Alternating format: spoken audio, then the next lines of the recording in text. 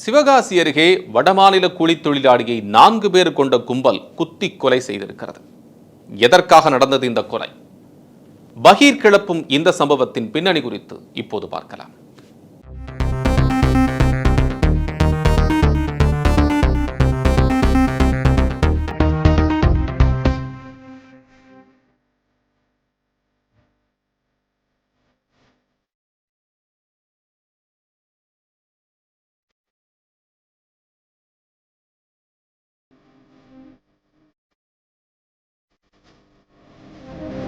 உடன் வேலை செய்து 4 பேர் கொண்ட கும்பலால் குத்தி கொலை செய்யப்பட்டிருக்கிறார் வடமாநில தொழிலாளியான இந்த நபர்.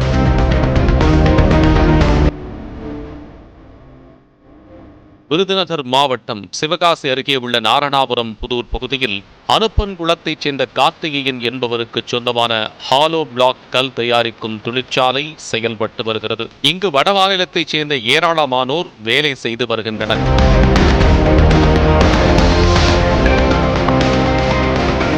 திங்கட்கிழமை காலை இங்குள்ள பொட்டல் பகுதியில் சென்றவர்கள் தொழிற்சாலையில் வேலை செய்யும் வடமாநில இளைஞர் ஒருவர் இரத்த வெள்ளத்தில் சடலமாக கிடந்ததைக் கண்டு அதிர்ச்சி அடைந்தனர். இதுகுறித்து அவர்கள் சிவகாசி கிழக்கு காவல் நிலையத்திற்கு தகவல் அளித்தனர். சம்பவ இடத்துக்கு விரைந்து வந்த போலீசார் சடலத்தை கைப்பற்றி பிரேத பரிசோதனைக்காக சிவகாசி அரசு மருத்துவமனைக்கு அனுப்பி வைத்தனர்.